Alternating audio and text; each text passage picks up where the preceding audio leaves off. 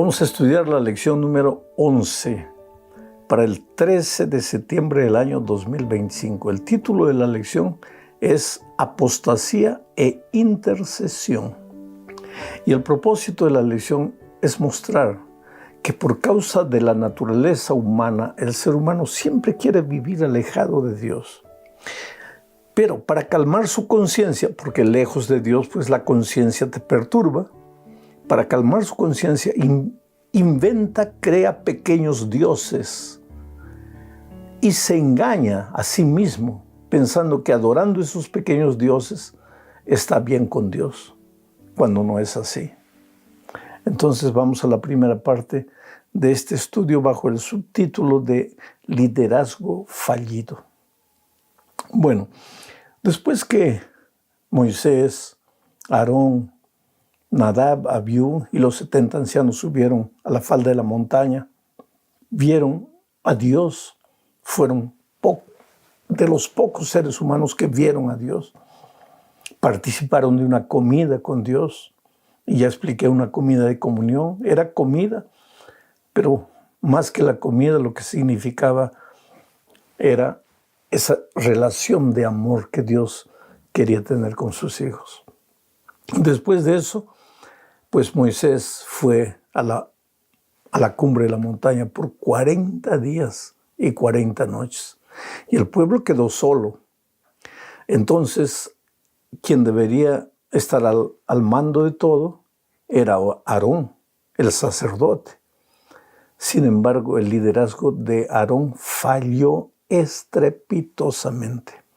Leo lo que dice Éxodo 32, 1, 2 y 4. Dice así: viendo el pueblo que Moisés tardaba en descender del monte, porque tardaba, pues 40 días era mucho tiempo, se acercaron entonces a Aarón y le dijeron: levántate, haznos dioses que vayan delante de nosotros. Porque a este Moisés, el varón que nos sacó de la tierra de Egipto, no sabemos qué le haya acontecido. Y entonces todo el pueblo apartó los zarcillos de oro que tenían en sus orejas y los trajeron a Aarón. Y él los tomó de las manos de ellos y le dio forma con buril e hizo de ello un becerro de fundición. Entonces dijeron, ¿quiénes? El pueblo, los israelitas, dijeron: Israel, estos son tus dioses que te sacaron de la tierra de Egipto. ¡Qué tristeza! El líder se debilitó.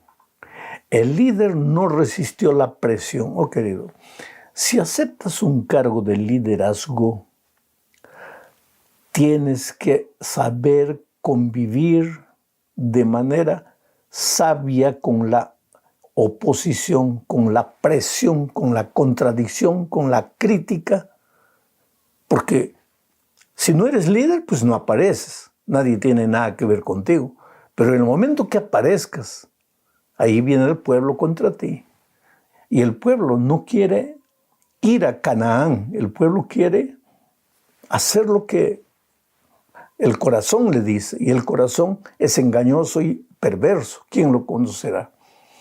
El pueblo de Israel comenzó a presionar a Aarón. ¿Qué le habrá pasado a Moisés? Mira, solo 40 días.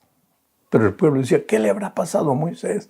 Seguro que ya murió y ahora estamos abandonados. ¿Quién nos va a guiar? Habían visto en el monte Sinaí la manifestación estruendosa, esplendorosa, gloriosa de Dios.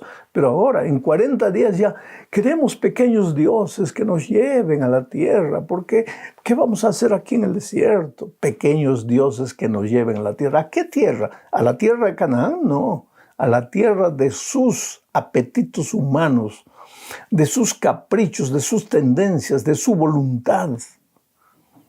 Y el líder, Aarón en este caso, que debía ser el último en ceder, fue uno de los primeros. Dijo: bueno, entonces tráigame oro, tráigame todo lo que tengan de oro.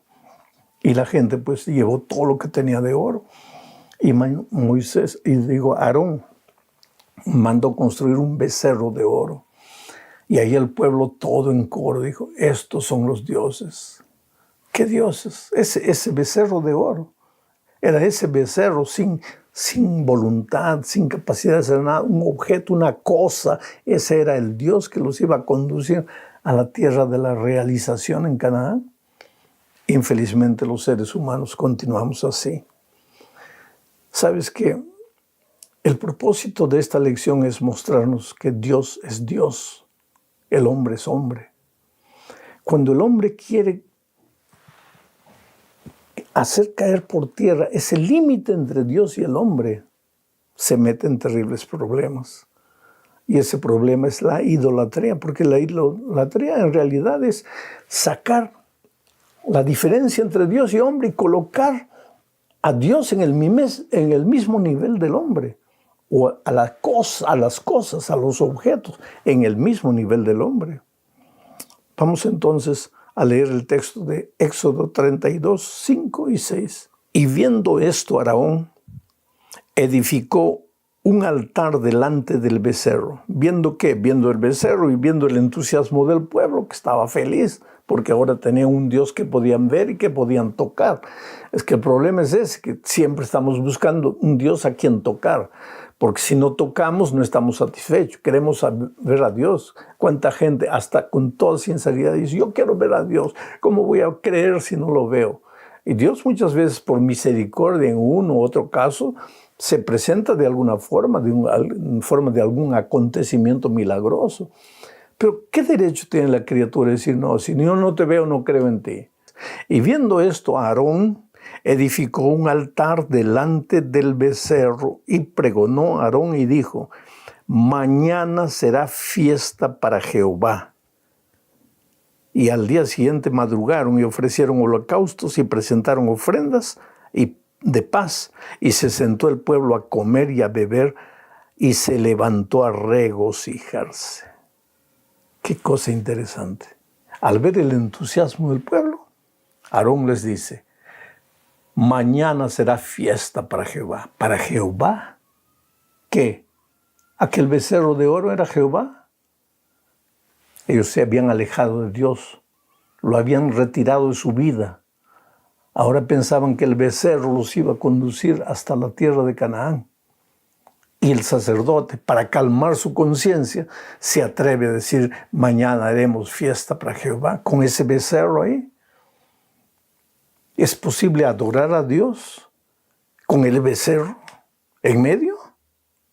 Yo te pregunto, ¿es posible ir a la iglesia el sábado para adorar a Dios con el celular en la mano, mirando los mensajes, mirando las noticias? ¿Ah? ¿Es posible adorar a Dios con el becerro de oro? Oh, cuidado, cuidado, porque nuestra humanidad nos confunde. A veces caemos en el peligro de pensar que estamos adorando a Dios, cuando en realidad estamos adorando otra cosa, estamos adorando el becerro de oro. Y hubo una fiesta. Dice que el pueblo se sentó para comer y beber. Y me dirás, ¿pero qué de malo había? ¿Acaso en la montaña no se sentaron también con Dios para comer y beber? Sí, pero aquí hay un elemento adicional. Y se levantó a regocijarse. ¿Y cómo se regocijaba el pueblo? Pues en ese tiempo, danzando, bailando, gritando. ¿Pero a quién? ¿Al Dios Jehová de los ejércitos, creador de los cielos y de la tierra? No, al becerro de oro. Mucho cuidado, querido, porque a veces nuestra tendencia es adorar más a Dios, adorar más a la música que decimos que le cantamos a Dios, que a Dios. Repito, el peligro nuestro es que muchas veces adoramos más a la música que decimos que le cantamos a Dios que a Dios. Adoramos más una institución, adoramos más un mueble, adoramos más un objeto, una cosa. A veces adoramos más un reglamento escrito por hombres y no a Dios. Entonces hay que tener cuidado con esto, hay que ser sabio.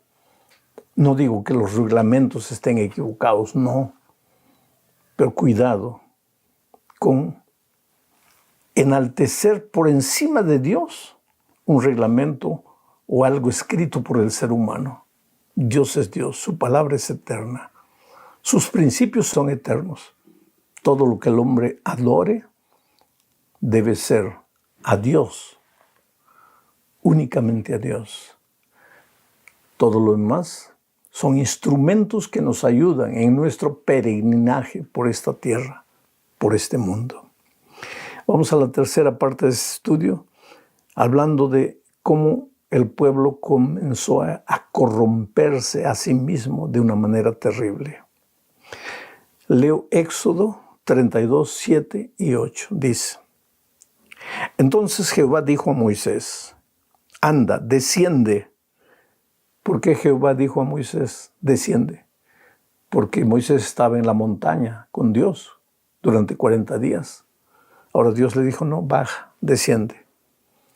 Es que siempre que tú te acercas de la miseria del hombre, tú bajas. Y siempre que te acercas de la gloria de Dios, tú subes. Moisés, anda, desciende, baja. Porque tu pueblo que sacaste de la tierra de Egipto se ha corrompido. Ahora, ¿por qué dice aquí Dios a Moisés? Porque tu pueblo que sacaste de la tierra de Egipto. No fue Moisés que sacó a su pueblo de la tierra de Egipto. Moisés, por orden divina, sacó al pueblo de Dios de la tierra de Egipto. Pero ¿por qué Dios le dice? Porque tu pueblo que sacaste tú de la tierra de Egipto se ha corrompido. Es que cuando el pueblo se aleja de Dios, cuando tú te alejas de Dios, tú te vuelves dueño de ti mismo. Entonces nada de lo que haces es fruto de lo que Dios hace a través de ti. Ahora es lo que tú haces con tus propias manos. Y generalmente lo que tú haces con tus propias manos sin tener en cuenta a Dios es corrupto, es mentiroso, es falso. En otras palabras, Dios ya no estaba reconociendo a su pueblo como su pueblo. Por eso le dijo a Moisés: desciende, baja, porque tu pueblo que sacaste tú de la tierra de Egipto. ¿Por qué? Porque yo ya no soy su Dios. ¿Pero por qué? Porque ellos me negaron. Ahora están con un becerro de oro abajo. Se olvidaron de mí. Y ellos creen que están haciendo una gran cosa, pero el resultado será triste para ellos. Sigo leyendo. Pronto se han apartado del camino que yo les mandé. Se han hecho un becerro de fundición y lo han adorado y le han ofrecido sacrificios y han dicho: Israel, estos son tus dioses que te sacaron de Egipto. Oh querido, nuestra única seguridad es Dios. Por eso Cristo dijo: el que edifica en la roca será prosperado.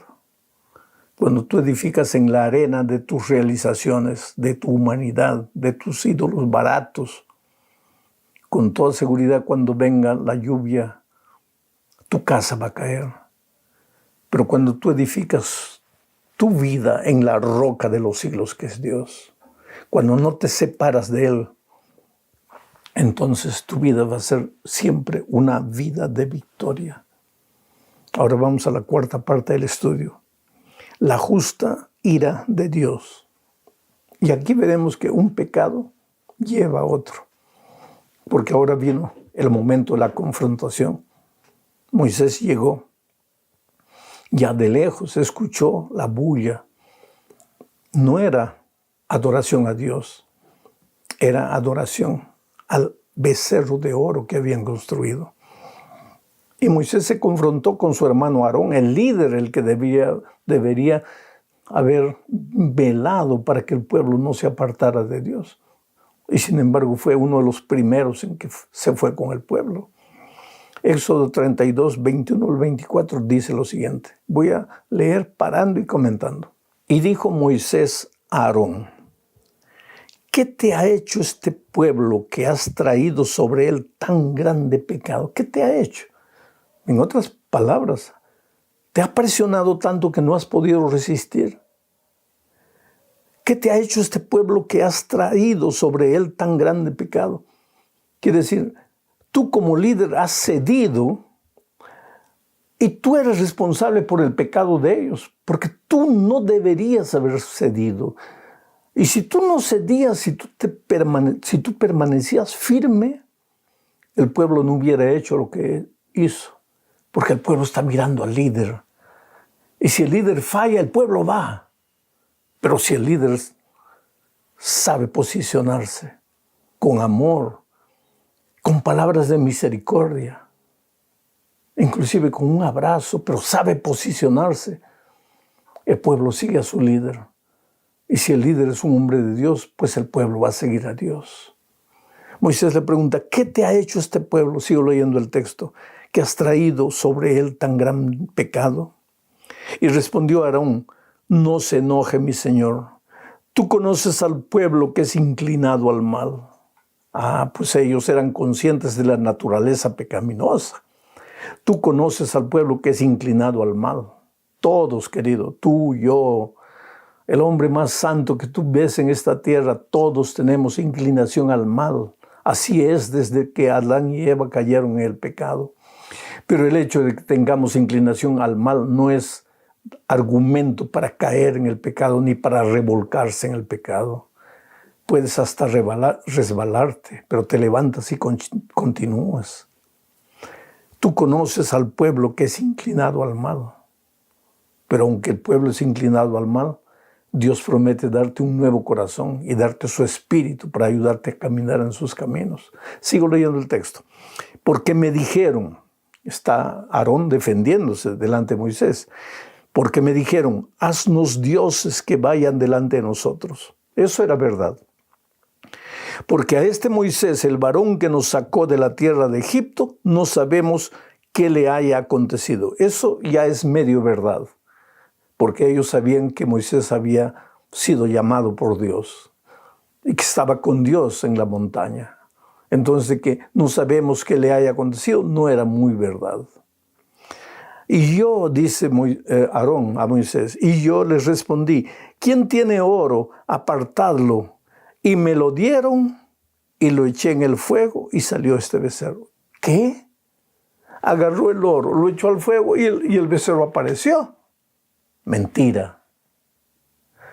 Pero mira, un pecado lleva a otro. Y ese pecado de la idolatría llevó al pecado de la mentira. Ahora, no, yo eché el oro y el becerro apareció. No, él no echó el oro al fuego. Si tú lees el texto anterior, él fabricó el becerro. Él participó en la construcción de ese Dios barato, de oro, pero barato, humano, cosa, objeto, sin sentimiento. Y el pueblo se entusiasmó porque vio brillar el oro. No corras detrás de todo lo que brilla. Lo que brilla muchas veces engaña. Y el pueblo cayó estrepitosamente. Ahora el pueblo estaba condenado a muerte. Se habían alejado de Dios. Dios no los iba a matar, pero el que se aleja de la vida entra al territorio de la muerte. El problema es que nosotros pensamos, Dios me castiga con la muerte. Dios no te castiga con la muerte, querido, porque Dios es vida. Y vida es ausencia de muerte. En Dios no hay muerte. Es que tú te alejaste de la vida y entraste al territorio de la muerte. Y ahora el pueblo iba a morir, pero entonces aquí Moisés se levanta como un prototipo del Señor Jesucristo. Leo lo que dice Éxodo 32, 30 al 32. Dice así. Y aconteció que el día siguiente dijo Moisés al pueblo, vosotros habéis cometido un gran pecado, pero yo subiré ahora a Jehová. Quizá le aplacaré acerca de vuestro pecado. Entonces volvió Moisés a Jehová y dijo, te ruego pues, este pueblo ha cometido un gran pecado, porque se hicieron dioses de oro, que perdones ahora su pecado, y si no, ráeme ahora de tu libro que has escrito. Tremendo Moisés. Señor, mi pueblo ha pecado, merece morir porque se apartó de la vida, pero perdónalo, por favor. Y si no puedes perdonarlo, saca mi nombre del libro de la vida. Quiero morirme con el pueblo. Eso es lo que hizo el Señor Jesucristo. Vino aquí para morir la muerte que nosotros merecíamos. Vino aquí para darnos la vida que nosotros habíamos perdido. Vino aquí para decirte que su amor por ti es infinito.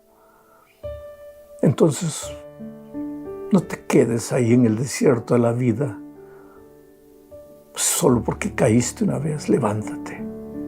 Cree en el Señor Jesucristo. Avanza, continúa. Él no ha perdido las esperanzas en ti. Dios te bendiga. Un abrazo. Esta semana vamos a entrar al estudio de la epístola a los Colosenses, porque ya terminamos Filipenses. Colosas quedaba localizada a 18 kilómetros de la ciudad de Laodicea. En el Apocalipsis encontramos una carta escrita por Juan por encomienda divina a la iglesia de Laodicea. Pero Pablo escribió una epístola a los Colosenses. Vamos a estudiar de aquí hasta el final del trimestre lecciones de la epístola a los Colosenses. Para que entiendas el tema de esta semana, porque el propósito de la lección para esta semana es enseñarnos que Cristo es Dios, no es dependiente de Dios, no fue creado, no es la primera creación de Dios, no. Cristo es Dios, plenamente Dios, pero se hizo hombre, plenamente hombre, para cumplir su misión. Entonces, ¿por qué Pablo escribió eso? Porque en la ciudad de Colosas estaba apareciendo una doctrina extraña, diciendo que Cristo era menor que el Padre Dios, que Cristo era dependiente de Dios. En la ciudad de Colosas y en la iglesia estaban entrando falsas doctrinas. Entonces, Pablo empieza aquí presentando la naturaleza de Cristo para los colosenses. Ahora, esos falsos maestros de la iglesia de Colosas en aquellos tiempos viven hoy, más sofisticados, más teólogos, pero viven hoy. Y muchas veces esas falsas ideas comienzan a querer entrar en la iglesia. Entonces vamos al estudio en sí de la lección de esta semana. La imagen de Dios. Nuestro primer subtítulo es la imagen del Dios invisible.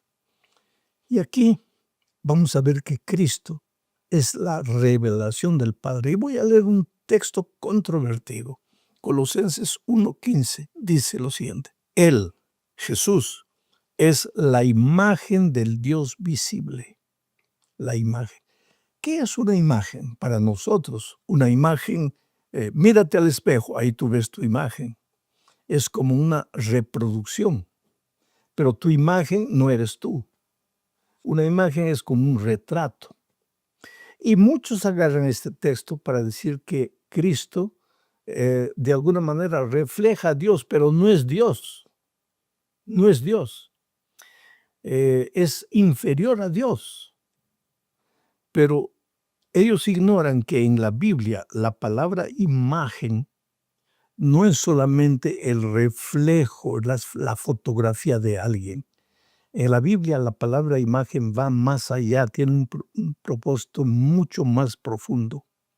Jesús no es una copia creada de Dios.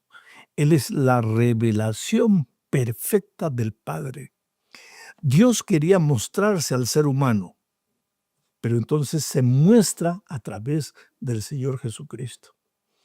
No es que Jesucristo deje de ser Dios para revelar al Padre delante de los hombres. Sigue siendo Dios, pero es un Dios que se hizo carne y entonces podemos estar cerca de Él, podemos verlo, observarlo, tocarlo.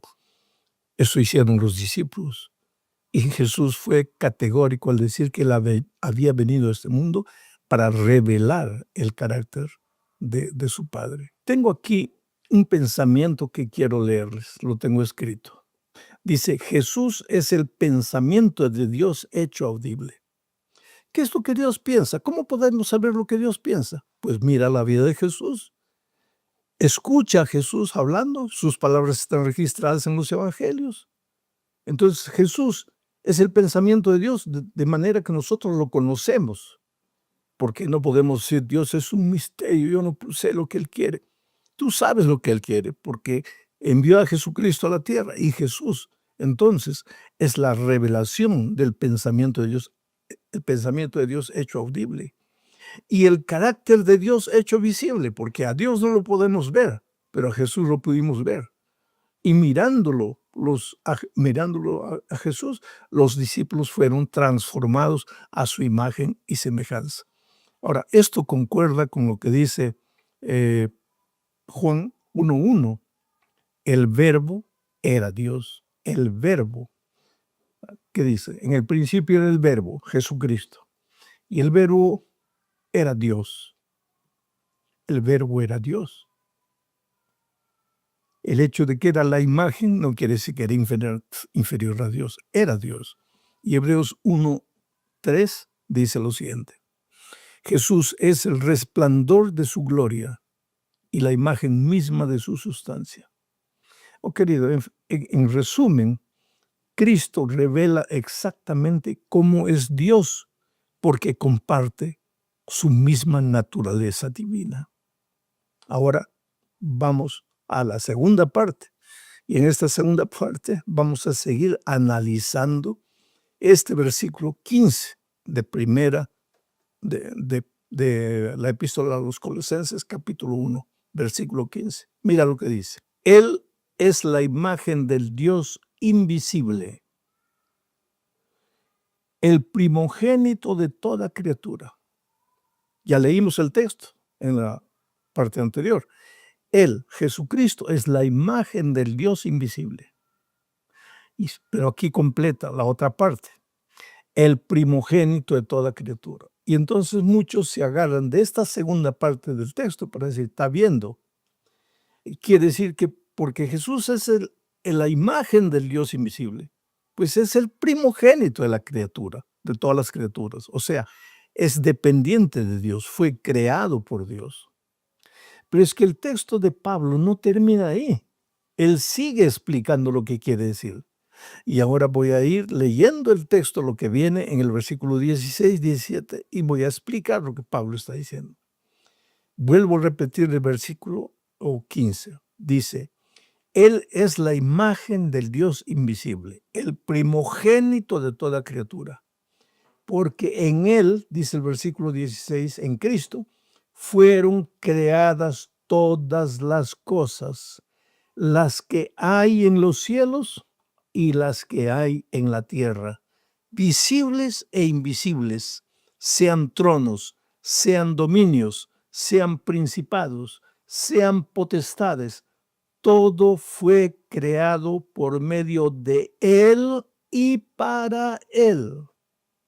¿Qué puedo explicar más? Todo fue creado por medio de Él, de Cristo, y para Él. ¿Cómo puede ser creador si Él es criatura?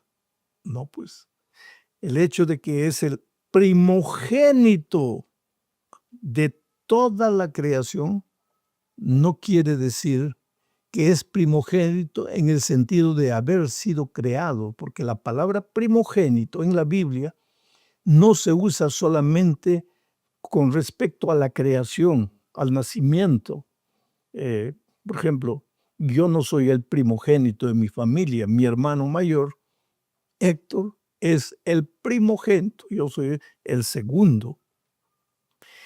Pero en la Biblia, la palabra primogénito no se refiere solo a eso, al hecho de haber nacido en primer lugar.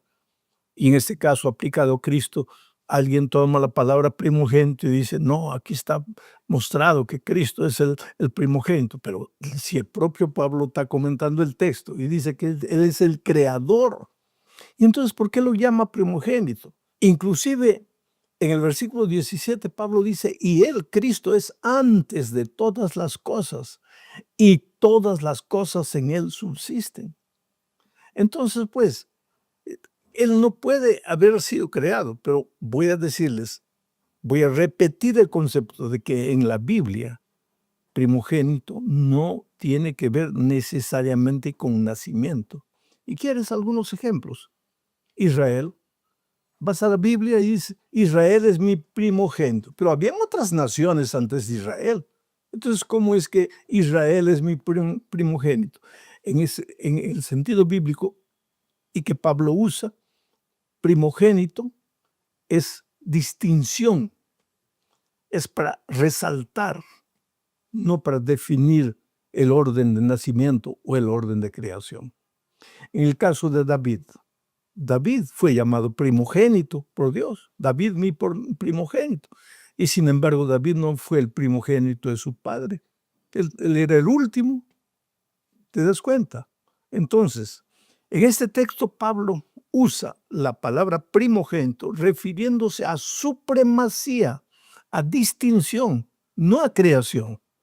Cristo es el primogénito en el sentido de Él es el creador supremo. Antes que todo existiese, Él ya existía.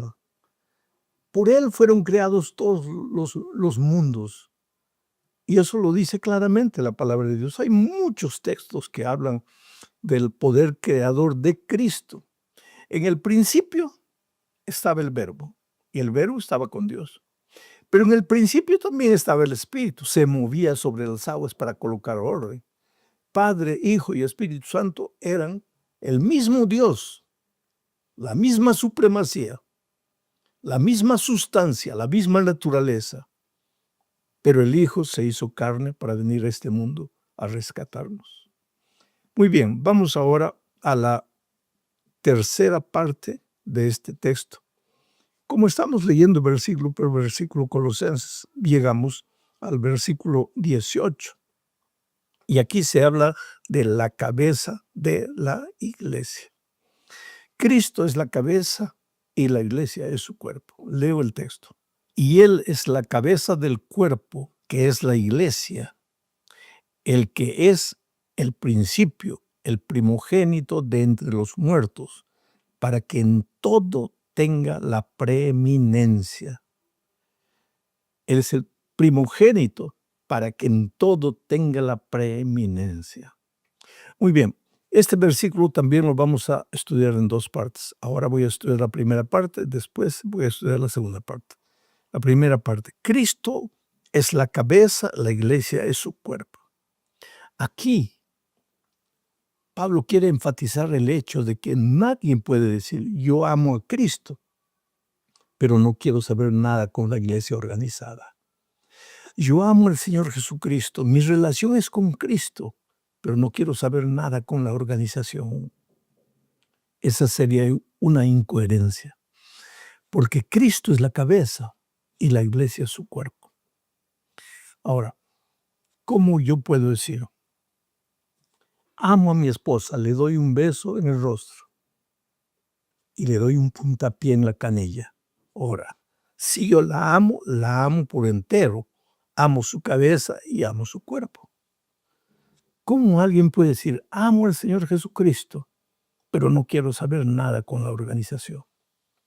Pero mucha gente dice, pero pastor, es que en la organización hay cosas equivocadas, hay cosas cerradas, hay mucha hipocresía, mucha mentira. Yo no dudo de eso. ¿Por qué? Porque la iglesia es una iglesia imperfecta. ¿Y sabes por qué?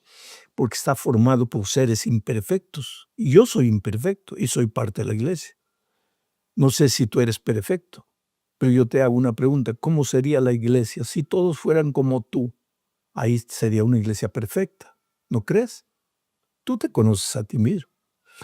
Pues, pero como yo me conozco a mí mismo y como yo sé que yo no soy perfecto y soy parte de la iglesia, yo soy causa de la imperfección de la iglesia y no sé qué es lo que piensas tú. Pero asimismo, imperfectos, Dios nos ama.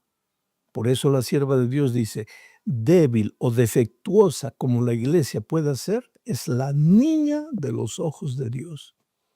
Por favor, no entres en esa onda de pensar, yo amo a Jesús, mi salvación depende de Cristo, yo no quiero saber nada con la iglesia.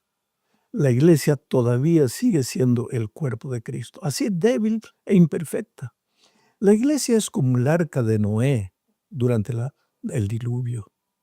El arca de Noé era el único lugar donde los que querían ser salvos tenían que entrar, porque el diluvio vendría y los que no estuvieran dentro del arca se ahogarían. Y junto con Noé, su esposa, sus hijos, sus nueras, entraron animales. Ahora, ¿cuántos meses estuvieron ahí dentro del arca? Oh, querido, ya imaginaste, no había desagüe. ¿A dónde iba toda la suciedad de los animales, de los seres humanos? Imagínate el olor de ese arca. Y sin embargo era el único lugar donde ellos estaban encontrando salvación. La iglesia es semejante a un arca. La iglesia está con las puertas abiertas. Entonces, a esa iglesia entran personas todas deshechas por la vida, con el carácter imperfecto, con sus complejos, con sus traumas, y conviven juntos. Aceptaron a Jesús y quieren crecer juntos, pero conviven juntos. Pero muchas veces en esa convivencia se hieren, pero esa iglesia sigue siendo la iglesia de Dios, aunque haya imperfección, y Cristo continúa siendo la cabeza de esa iglesia. Ese es un aspecto del texto, pero ahora vamos a la cuarta parte del estudio para ver otro aspecto del texto. Cristo también es el principio, el iniciador. Entonces vuelvo a leer el texto de Colosenses 1:18. Dice, y Él es la cabeza del cuerpo que es la iglesia. Ese Él es Cristo, ¿no? El primogénito de entre los muertos, para que en todo tenga la preeminencia. Cristo es el primogénito de los vivos. En el texto anterior, Cristo es el primogénito de todo lo creado, no en el sentido de que fue creado primero, sino en el sentido de supremacía. Y ahora, aquí en este texto, Cristo es el primogénito de los muertos. ¿Quiere decir que de todos los muertos Cristo es el primero que resucitó? No. Moisés no resucitó antes de Cristo. Entonces, ¿cómo Cristo es el primogénito de los muertos? Es que la palabra primogénito en este texto no se usa como orden de nacimiento, sino como supremacía. Cristo resucitó de los muertos. ¿Y para qué resucitó de los muertos? Para ser la cabeza de la iglesia. Él es, dice, el iniciador de la iglesia.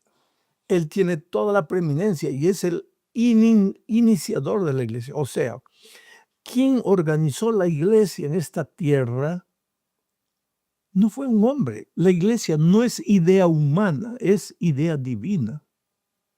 En el principio, en el jardín del Edén, ¿cuál era la iglesia de Dios? Adán y Eva. Después, cuando ellos cayeron en el pecado y fueron expulsados de Dios, del jardín del Edén, ¿quién formaba parte de la iglesia de Dios? Adán y Eva y sus hijos. Y después, más adelante, la humanidad se divide a medida que se va multiplicando. Unos son fieles a Dios a pesar de sus imperfecciones y sus fallas, pero son fieles a Dios. Y otros no quieren saber nada con Dios. Caín entre ellos se va por otro lado. Y ahí la iglesia de Dios se divide. Unos salen y forman sus propias ideologías y otros, obedientes a las enseñanzas bíblicas, son la iglesia de Dios. Y a través del Antiguo Testamento y del Nuevo Testamento, la iglesia de Dios permanece. Cristo siempre la cabeza, la iglesia el cuerpo. Pero quien inició la iglesia es Cristo. Vuelvo a leer el texto para que entiendas esto. Dice así, y Él, Cristo, es la cabeza del cuerpo, que es la iglesia. Él que es el principio, el primogénito de los muertos, para que en todo tenga preeminencia. Cristo es el iniciador de la iglesia. Y ahora llegamos al fin de este estudio, hablando de para reconciliar todas las cosas. Cristo no solamente es el iniciador de la iglesia, Cristo es el reconciliador de su pueblo. Y leo Colosenses 1, 19 y 20. Dice así, por cuanto agradó al Padre que en él habitase toda plenitud, y por medio de él reconciliar consigo todas las cosas, así las que están en la tierra como las que están en los cielos, haciendo la paz mediante la sangre de su cruz. El pecado hizo una ruptura en la relación Dios-hombre. El pecado hizo separación entre Dios y los hombres. El pecado abrió un abismo profundo. Ahora el pecador estaba aquí, lejos del Creador. Lejos de la vida, moriría. Lejos de la esperanza, se desesperaría. Lejos de la luz, viviría en tinieblas y oscuridad.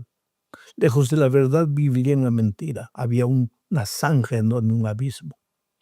Cristo vino y se colocó por encima. Él es el puente, el reconciliador. Es a través de Jesucristo que volvemos al Padre. ¿Y por qué no podríamos volver sin Cristo? Porque cada vez que Dios se presentó a los seres humanos no pudieron soportar su presencia. ¿Por qué? Por su pecaminosidad. Cristo entonces adoptó la humanidad. Se hizo hombre, se hizo carne, vino a este mundo. Y ahí podemos acercarnos a Cristo, pero nos estamos acercando a Dios. Es en ese sentido que Él es el puente, el reconciliador. Los seres humanos hoy día podemos aproximarnos a Dios sin miedo. ¿Por qué? Porque Él se aproximó de nosotros primero en la persona de su Hijo maravilloso, Cristo Jesús. No estás solo, no estás abandonado, no puedes vivir desesperado. El hecho de que falles, cometas un error, no quiere decir que estás perdido. Levántate, Dios te ama. Si estás sufriendo en la vida, no es porque Dios dejó de amarte, Él te ama mucho. Es porque el pecado entró para traer sufrimiento. Pero a pesar de las circunstancias, tú puedes ser victorioso. Si colocas tu mano débil en la mano poderosa de Dios, llora delante de Dios, clama, suplica perdón. Si hay que arrepentirse, arrepiéntete. Tú tienes un futuro glorioso con Cristo. Un abrazo. Que Dios te bendiga.